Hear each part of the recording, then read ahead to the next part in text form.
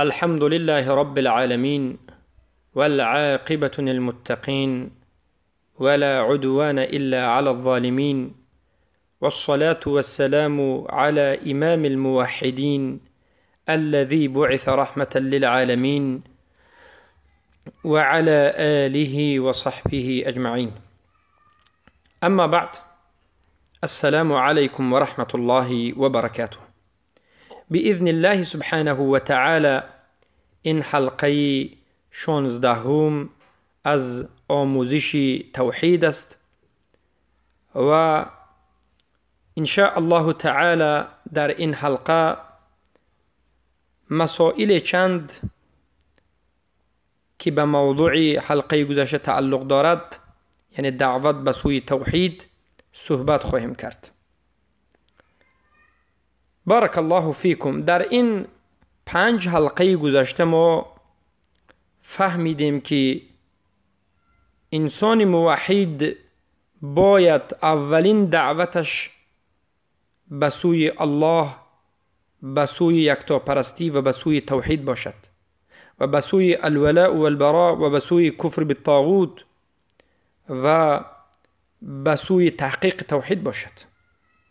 و همین دعوت انسان موحد از وسیله های کفری و شرکی و بدعتی و گناهی خالی باشد. دعوتش موافق قرآن و سنت باشد. پس در حلقه های گذشته من به شما همین مسئله را مختصراً بیان نموده بودم که وسیله دعوت آیا توقیفی هست، یعنی از جانب شریعت معین شده است، یا که اجتهادی است. در این مسئله 3 قول وجود دارد. بعضی ها میگند 100% توقیفی است و بعضی ها میگند اجتهادی است و بعضی ها توقیفی و اجتهادی. اصلا بیاید بفهمیم که وسیله چیز معنی دارد. وسیله دعوت خیلی که ابن اثیر رحمه الله تعالی ذکر میکنند، وسیله میگند ما یتوسل به الی الشیء، یک چیزی که تو را به سبب خودش به دیگر چیز میرساند. مثلا امروز ما نردبان داریم، ناربان میگیم.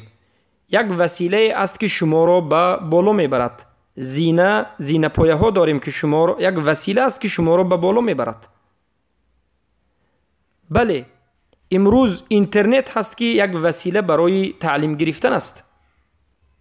پس وسیله دعوت هم معناش همین است که یک چیزی که شما را به همون واسطه به دعوت میبرد، یک چیزی که به واسطه همون شما دعوت میکنید. وسیله، واسطه. پس این بود وسیله. دعوت به سوی الله سبحانه و تعالی، دعوت نمودن یعنی توحید را بیان نمودن، حقیقت را بیان نمودن، لا اله الا الله را بیان نمودن و شرح و البته رکنهایش و شرطهایش را بیان نمودن و کفر بالطاغوت را بیان نمودن و به مردم فهمانیدن و منتشر کردن. انمین دعوت است. و این چنین واجبات الله کرده و محرمات الله کرده، امر و نهی الله سبحانه و تعالی و رسولش را بیان نمودن دعوت است. وسیله دعوت چیزهایی که به همون واسطه شما دعوت میکنید. پس بدانید که دعوت ما مصدرش این قرآن و سنت و اجماع سلف این امت است. دعوت ما به واسطه قرآن است، به واسطه سنت محمد صلی الله علیه و سلم است و به واسطه اجماع علما و به واسطه البته سیره رسول اکرم صلی الله علیه و سلم و صحابگان است.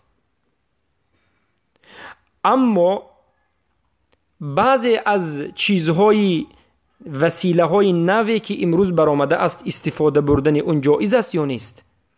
اولا شما بفهمید که چیزهای اجتهادی ما وقتی که میگوییم، یعنی اجتهادی در دین نیست. یعنی خود انسان از پیش خودش بگوید که به واسطه این دموکراسی من مردم را دعوت میکنم، به واسطه این دعوت میکنم، به واسطه ترک سنت مردم را دعوت میکنم. البته مقصد ما از اجتهادی نیست. ببینید، هر آن چیزی که الله حرام کرده است به واسطه اون دعوت نمودن، این حرام است، جایز نیست. هر آن چیزی که کفر و شرک است به واسطه اون دعوت کردن جایز نیست. هر آن چیزی که بدعت است، منکر است، خلاف قرآن و سنت است، گناه است و معصیت است، با واسطه اون دعوت نمودن البته جایز نیست و حرام است. پس از کجا ما میفهمیم؟ یعنی اجتهادی در کجاست؟ در چیزهای مباح. هر آن چیزی که الله سبحانه و تعالی حرام نکرده باشد مباح باشد، آیا به واسطه و به وسیله همین مباح مردم را دعوت کردن جایز است یا نیست؟ مثلا در زمان رسول اکرم صلی الله علیه و سلم قرآن نوشته همچون یک کتاب ترتیب داده نشده بود. حدیث های رسول اکرم صلی الله علیه و سلم تألیف شده و مصنف شده همچون کتاب جمع آوری شده نبود. بعد از رسول اکرم صلی الله علیه و سلم در زمان صحابگان قرآن نوشته و جمع آوری شد و بعد از زمان صحابه زمان تابعین و تبع تابعین حدیث ها نوشته و جمع آوری شد. این وسیله مباح بود. در قرآن و سنت امر نشده است که شما بنویسید. حتی صحابگان نهی میکردند. بعضی از صحابگان از نوشتن به مانند عمر ابن الخطاب رضی الله عنه من میکردند. اما این چیز مباح بود. الله سبحانه و تعالی حرام نکرده بود. جایز مباح. پس همین مباح را در وسیله دعوت استفاده بردن، اجتهاد کردن جایز است یا نیست؟ البته مباحی که از وی فایده باشد، مباحی که وسیله باشد، البته در اینجا استفاده بردنش جایز است. به مانند نوشتن کتاب، به مانند جمع آوری کردن قرآنی که در زمان پیامبر نبود، بعد از این صحابگان همچون وسیله دعوت، همچون وسیله حفظ دین، همچون رسانیدن دین استفاده بردن. چخیلی که در حلقه گذشته گفتم امروز وسیله های نوی که امروز وجود دارد به مانند این مثلا شبکه شدن، یک صفحه اینترنتی شدن، یک شبکه تلویزیونی شدن، یک صفحه در یوتیوب شدن، به واسطه اینترنت دعوت کردن که این صفحه ها و این شبکه های شما اگر موافقی منهج سلف امت باشد، البته این وسیله در دعوت نمودن، بخصوص در دعوت نمودن توحید، البته جایز است. این بود مسئله که باید شما بدانید. به ناگاه نشود که اهل بدعت از این سخن استفاده برند و یعنی اجتهاد جایز بوده است بگویند و بعضی از مباحات، بعضی از کفریات و بدعیات و شرکیات رو داخل بکنند. اجتهاد در بالای چیزی مباح. بارک الله فیکم. این بود یک مسئله. اما در این حلقه های ششگانه که ما به شما بیان نمودیم و آیت رو به شما ذکر کردیم از سوره یوسف آیت 108 رو که الله سبحانه و تعالی میگوید قل هذه سبیلی ادعو الی الله، بگو ای محمد این راهی من است، به سوی الله دعوت میکنم، به سوی یکتاپرستی و توحید دعوت میکنم، علی بصیرت، به علم، به فهم، نه از جهل بلکه به علم، به فهم، به حجت و دلائل و برهان. انا و من اتبعنی، من و کسانی که با همراه من ایمان آوردند. سبحان الله، الله پاک است. و ما انا من المشرکین، و من از جمله مشرکین نیستم و من در دعوتم شرک و کفر و بدعت و خرافات رو یعنی استفاده و همچون وسیله قرار نمیدهم. این آیت و بعد از این دو حدیث رو به شما ذکر کردیم. حدیث معاذ بن جبل که پیامبر صلی الله علیه و سلم به سوی یمن فرستادند که اهل کتاب را دعوت بکنند، و حدیثی که قصه خیبر دادن پرچم به دست علی رضی الله عنه بود که به یهودی خیبر دلالت میکرد. این آیت و دو حدیث به دو قوم سخن میکرد، از دو قوم سخن میکرد. دعوت مشرک عرب و یعنی آیتی که از سوره یونس آیت 108 بود دعوت مشرکین بود. این آیت مکه هست، در مکه نازل شده است و رسول اکرم صلی الله علیه و سلم این ندا رو که من دعوت میکنم به سوی الله، به سوی توحید رو به مشرکین قریش گفتند. و این حدیث معاذ بن جبل دعوت اهل کتاب، دعوت یهود بود یا که اهل کتاب از نصارا، و این چنین دعوت علی رضی الله عنه در خیبر دعوت یهود بود. در یمن و در خیبر هم یهودها بودند. ببینید که بعضی از اهل بدعت بخصوص مرجئه ها، بخصوص امروزه دنیوی ها، مسلمان هایی که دنیویت میخواهند، شریعتی نمیخواهند، مسلمان هایی که حکم قرآن و سنت را نمیخواهند، و بعضی از طالب علم هایی که علمشون کامل نیست، ناپره هستند، بدعت را از سنت فرق کرده نمیتوانند، درباره قرآن و سنت علم کافی ندارند، میگویند این آیت سوره یونس 108 به مشرک نازل شد، در حق مشرک نازل شد. و حدیثی که معاذ بن جبل هست و حدیث علی هست، این دو قصه در بالای یهود بود. پس این آیت و این حدیث به مسلمان ها چه ربطی دارد؟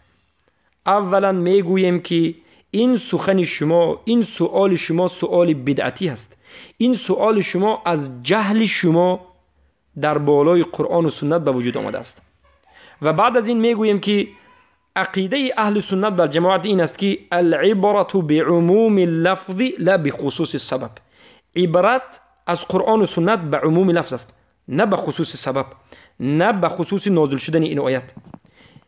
اگر ما به این سخن مرجئه ها نظر بکنیم، به این سخن اهل بدعت نظر بکنیم، یعنی تمام قرآن را مبادرت بکنیم، چرا که هر یک این آیت قرآن به مشرکین نازل شده است و به یکی از قصه هایی که به اهل کتاب یهود و نصارا یا که مشرکین نازل شده است و کمی اون به اهل ایمان، البته بعضی از یعنی احکام اسلام به اهل ایمان نازل شده است. پس این سخن اهل بدعت دعوا می شود، یک دعوت به سوی ترک قرآن و سنت است. برای همین برادران و خواهران اهل توحید، وقتی که شما در قرآن یک حدیث را خواندید به مانند این حدیث معاذ بن جبل علی رضی الله عنه که دعوت یهودا را در بر میگیرد، یا که آیتی را تلاوت نمودید از قرآن که دعوت مشرکین را بیان میکند، شما هیچ وقت گمان نکنید که این آیت فقط به همونها دخل دارد و به من و شما مسلمان ها دخل ندارد. این غلط است، چرا که این فهم اهل باطل است و این چنین این مخالف منهج رسول الله و منهج صحابگان است. منهج رسول الله، منهج صحابگان، منهج اهل سنت و جماعت چیست؟ مسلمان ها باید این آیت را تلاوت بکنند، این حدیث ها را خوانند و از معنای این چنین به خودشان استفاده برند.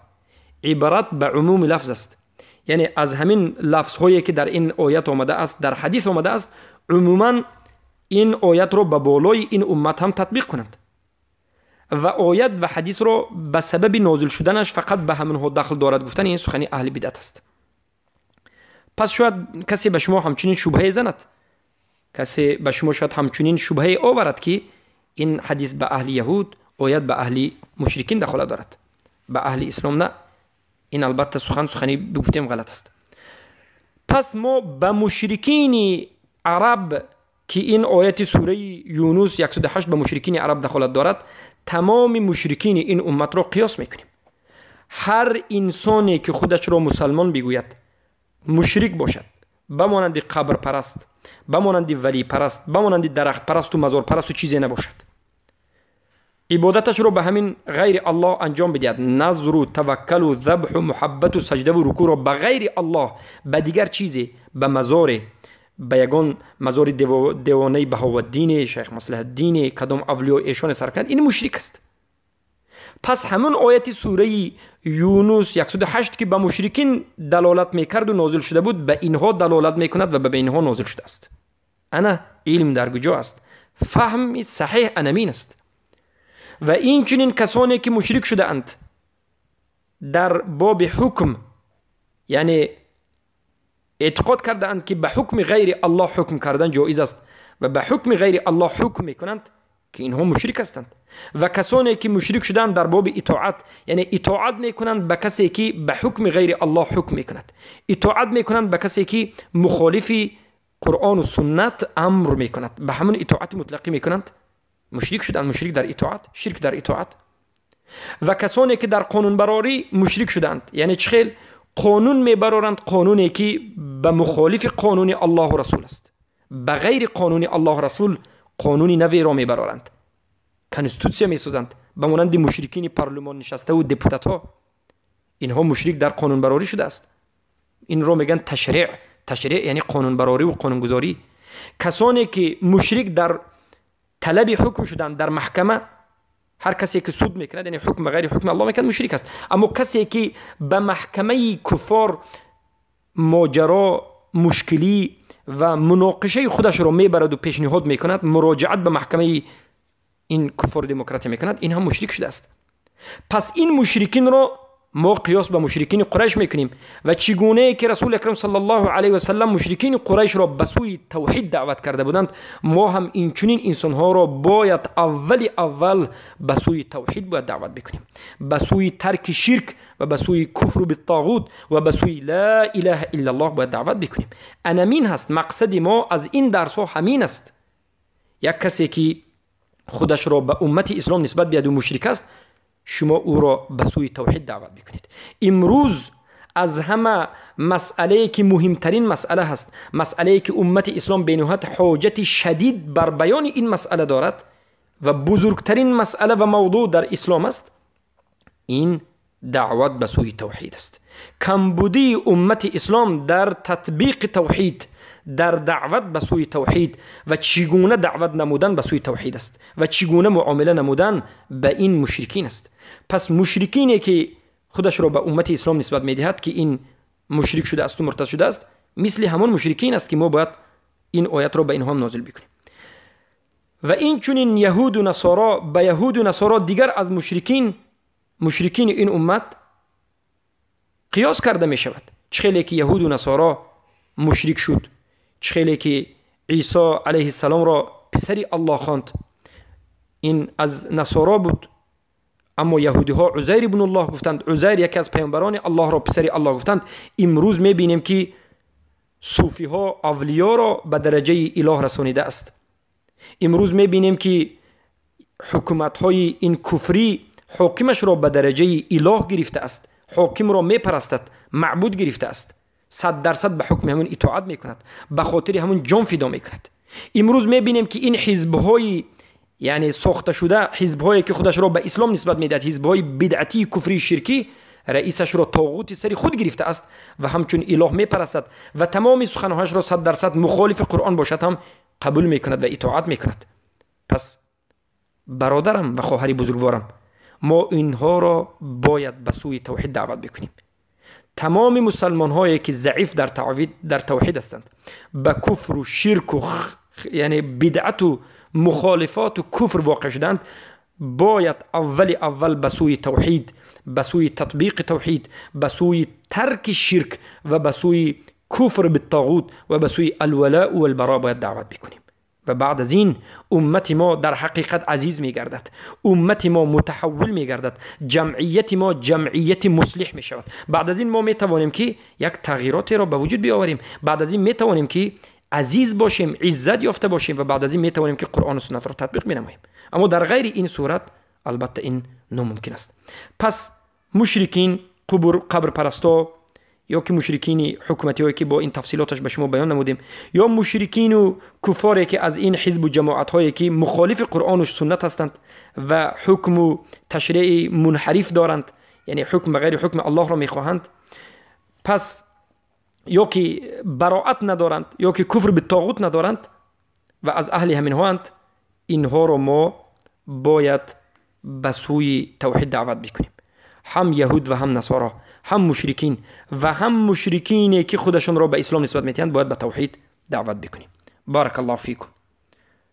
پس این بود مسئله دیگر این است که ما باید فرق گذاریم بین جانب دعوت و جانب امر بالمعروف و نهی عن المنکر و جانب جهاد. دعوت نمودن انمین جانبی هست که در همین جا به تدریج دعوت کردن در همین جانب دعوت است.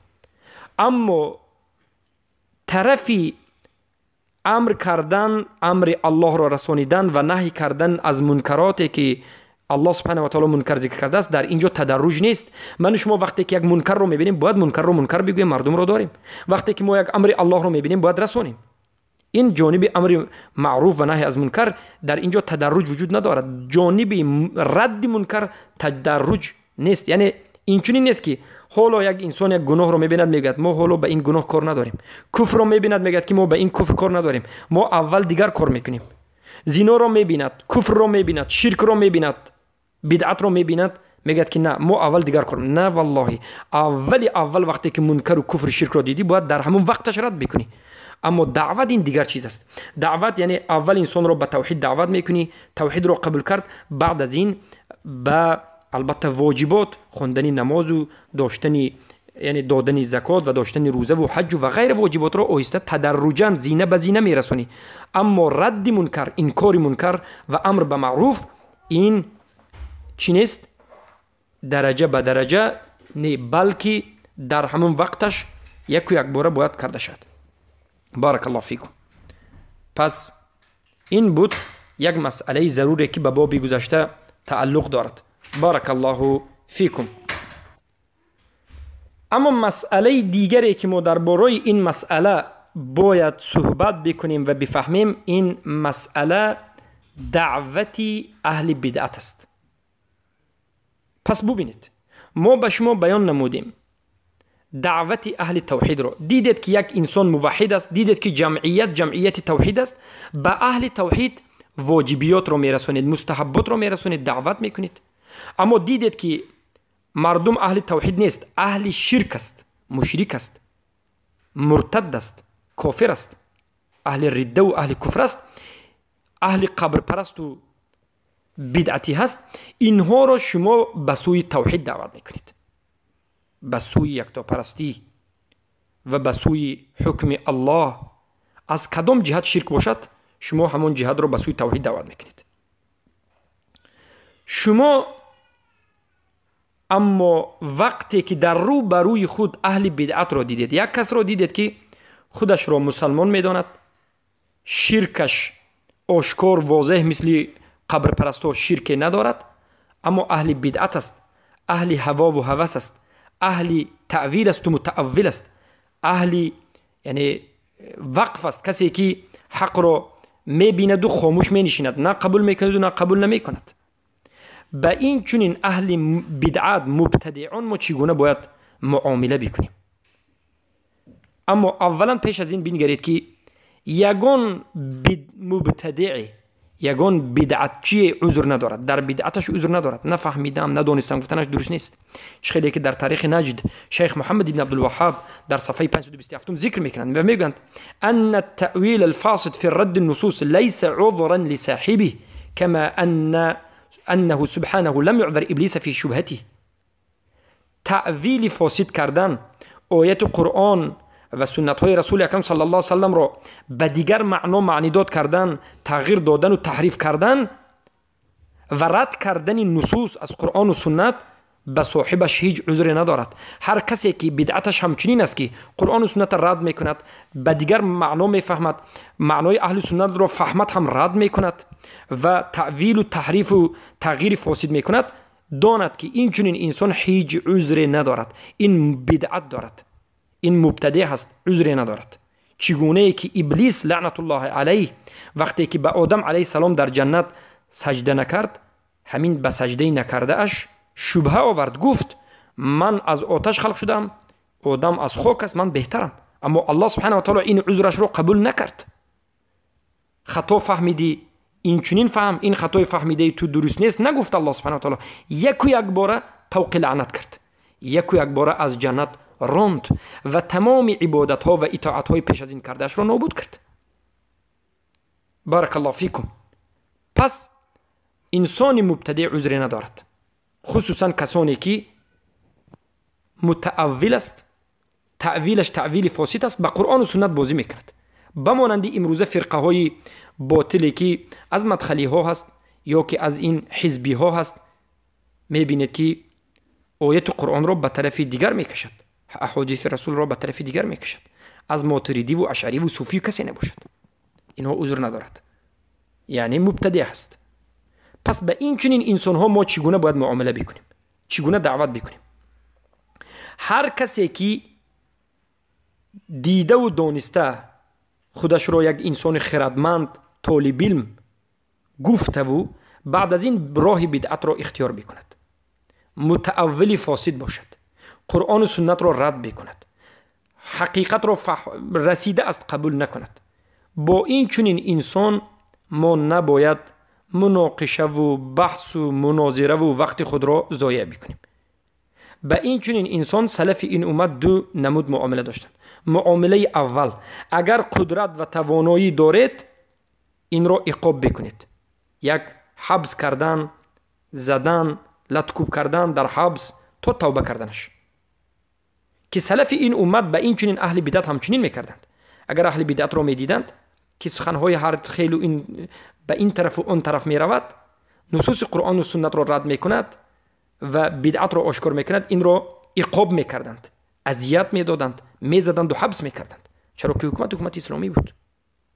شما هم امروز اگر قادر باشید میتوانید، اما اگر قادر نباشید، اگر از پشت اینها کفار باشند، اگر به شما ضرری رسد، در این حالت شما اینها را ترک بکنید. این منهج سلف است. به این چنین اهل بدعت هم نشین شدن هم صحبت شدن، با اینها خنده و تبسم کردن، با اینها در یک مجلس نشستن، با اینها غذا خوردن، به معرکه اونها رفتن یا به معرکه خودتون، به نشست خودتون، به مجلس و ضیافت خودتون دعوت کردن دست کشید. رد کنید اینها رو هجر کنید، از اینها اعراض کنید، اینها رو اجتناب بکنید، از اینها دور شوید، اینها رو ترک کنید، به اینها هیچ نظری نکنید، به اینها سلام علیک هم نکنید. چرا که همین اهل بدعت است که امروز امت اسلام را روز به روز به پستی میبرد. همین خبیثان هستند که امت اسلام را از توحید پیشش رو میگیرند. والله وقتی که کلمه توحید رو میشنود دلش به لرزه میآید، دلش میکفد، از بغض و عداوت در جایش نشسته نمیتواند. کیست؟ باز خودش رو مسلمان میگوید. پس برادر عزیزم، به این چنین اهل بدعت بحث و مناقشه و یعنی من به این انسان حق رو میرسانم و این چنین چیزی لازم نیست. به این چنین اهل بدعت دو معامله است: یا لطکوبش میکنی که دعوت شود و برای حق افتد، اگر امکانیت نبود پس چیکار میکنی؟ از این روی میگردانی، از خودت دور میکنی و خودت رو از او دور میکنی، حجرش مینمایی تا که دین خود را ثابت نگه داری. پس آیا به همین سخنمون ما از سلف حجت داریم؟ بله، تمام اهل سلف، صحابگان تابعین و تبع تابعین منهجشون همین بود. سلف صالح همچنین میکردند. و از بارک الله فیکم احمد ابن حنبل رحمه الله تعالی روایت است که احمد ابن حنبل میگویند که لمن اراد ان يرد عليهم اتق الله ولا تنصب نفسك لهذا فان جاك مسترشدا فارشده. ببینید، احمد ابن حنبل میگویند به یک انسانی که به این چنین اهل بدعت رد میزند، یعنی یک انسان میخواهد که به این چنین اهل بدعت مناقشه و بحث و مناظره و رد بزند، اهل بدعت با اهل بدعت میخواهد که مناقشه کند.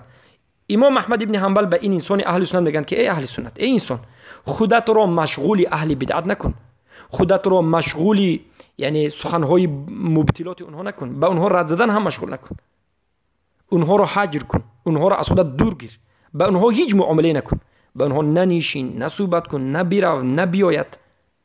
اونها به تو بیگانه اند، منهج اونها، راه اونها دیگر راه است، راه اونها به طرف چپ است، تو راست هستی. اما زمانی که به نزد تو آمد، زمانی که اهل بدعت به نزد تو آمد و یک چیزی را خواست بفهمد، ارشادش کن، راهنمودش کن، حق را برسان، توحید را برسان. پس سلف این امت، سلف صالح، با اهل باطل یعنی در بحث و مناقشه نمی افتادند و روبروی اونها نشسته وقت خود را بیهوده به اونها صرف نمی کردند. باطلات اونها را عموما به مردم میفهمدند که اونها باطلند، اما به هر یک اونها بحث و مناقشه نمی کردند، بلکه اونها را عقاب میکردند یا که اونها را فراموش میکردند و به یک طرف میگذاشتند و به اونها نه سلام نه علیک و به اونها هیچ هم نشسته نمیشدند و اونها را میگفتند که اینها اهل بدعتند و اینها گمراه شدگانند و اگر شرک باشد شرک، کفر باشد کفر، ریده باشد ریده. بارک الله فیکم. پس این سخن احمد ابن حنبل را شیخ محمد ابن عبدالوهاب در البته کتاب تاریخ النجد ذکر میکند. پس ببینید، هر یک شبهه‌ای که این شبهه اهل بدعت باشد و اهل بدعت به واسطه همین شبهه اهل بدعت شده باشد و این شبهه واضح باشد، آشکار باشد، شبهه باطل واضح، باطل بودنش واضح است. به هر یک آدم عاقل باطل بودن این شبهه اگر واضح و آشکار باشد، اهل بدعت نمیتواند بگوید که من به واسطه همون شبهه اهل بدعت شدم، عذر دارم. عذر وجود ندارد، چرا که شبهه این باطل بودنش معروف است و مشهور است. و به این چنین اهل بدعتی که اهل بدعتی باطل است و در یک چیزی واضح بدعت را قبول کرده است، به اینها یعنی همراه شدن و آمیخته شدن و بحث و مناظره کردن جایز نیست. این بیهوده گذرانیدن وقت است، بیهوده گذرانیدن زمان است، به خود مشقت را وارد کردن است. به جای این توحید را بیاموز، توحید را برسون، به دیگر انسان ها برسون. چرا که با این همه بحث و مناقشه تو کرده، این اهل بدعت صحیح نمی شود. والله خودی بنده با چندین اهل بدعت اینچنین بحث و مناقشه زیاده داشتم که هیچ تغییراتی به وجود نآمد. تغییرات در دست الله است. پس ما باید پایبندی سلف این امت باشیم، پایبندی منهج قرآن و سنت، منهج رسول الله، صحابگان تابعین باشیم. اما اگر یک انسان مبتدع یا یک اهل بدعت بدعتش به قصد خودش نباشد، نفهمیده بدعت را انجام بدهد، یعنی یک برادر موحد است، مسلمان است، اما از سبب جهالت، از سبب بی‌علمی نفهمیده به بدعت واقع شده باشد، قصداً به بدعت واقع نشده باشد، در این حالت ما به این چنین انسان باید صحبت بکنیم، باید فهمانیم و باید این را با ملائمی دعوت بکنیم. چرا که بدعت این انسان از سبب نفهمیدنش و قصداً بدعت را اختیار نکرد، اما بدعتی که ما پیش گفتیم او دیده و دانسته قصداً قبول کرده و قرآن و سنت حق آمده را رد میکند. اما این بدعت چی؟ دوم قسم قرآن و سنت را رسانی قبول میکند. این بود اهل بدعت که ما به اونها باید چگونه معامله بکنیم. بارک الله فیکم. پس یک قضیه معاصر امروز وجود دارد، یک مسئله زمانه این است که اهل حق، اهل توحید همیشه باید به اهل باطل، به اهل بدعت، به اهل مخالف روبرو، مقابل، بحث و مناظره، اونها را رد بکند و باید اهل توحید، فرقه ناجعه، حق را آشکار بکند. الصدع بالحق، حق را آشکار بکند. از مقابل بوده اهل بدعت، اهل شرک و کفر و نفاق و رده هیچگاه نترسد. و این البته منهج اهل سنت و الجماعت است، منهج قرآن و سنت همین است. وقتی که پیامبر صلی الله علیه و آله آمدند، رو به روی پیامبر مشرکان بود. پیامبر صلی الله علیه و آله در رو به روی مشرکین مواجهه کردند، روبرو شدند، با مشرکین جنگیدند، با مشرکین حق را بیان نمودند و امر کردند که من و شما هم همچنین باشیم. جاهدوا الکفار و المنافقین باموالکم و انفسکم و السنتکم. منافقین، مشرکین، مرتدین، با اینها ما باید با زبانمون، با دعوتمون، با نفسمون و با مالمون بجنگیم. این است. هر یکی من و شما باید امروز حق را بیان بکنیم.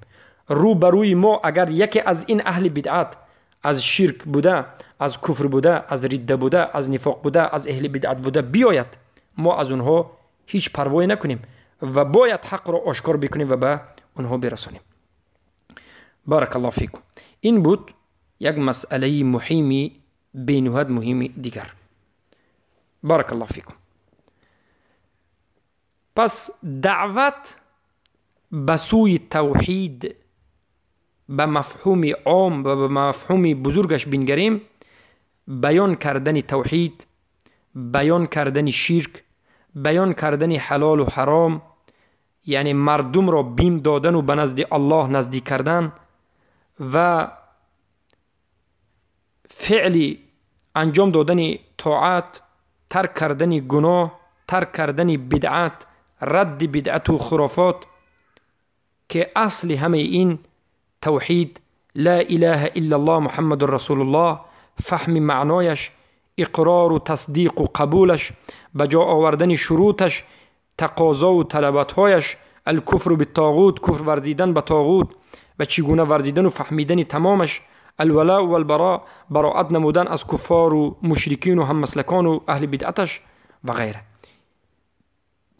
این بود یعنی یکی از مسائل بزرگی که من و شما باید بفهمیم. پس بعد از این دعوت به سوی توحید، یعنی موضوعی که اولین دعوت باید دعوت به سوی توحید باشد، دعوت به سوی شهادت لا اله الا الله باشد، به آخر می رسد و باذن الله سبحانه و تعالی در حلقه آینده به موضوع دیگر داخل خواهیم شد. موضوع حلقه آینده تفسیر توحید و تفسیر شهادت لا اله الا الله است. یعنی معنای توحید چیست؟ توحید گفته چرا میگویند؟ در حلقه آینده به شما بیان خواهیم کرد. السلام علیکم و رحمت الله و برکاته. اللهم أرنا الحق حقه وارزقنا اتباعه وأرنا الباطل باطله وارزقنا الاجتنابه. اللهم اجعلنا ممن يقول الحق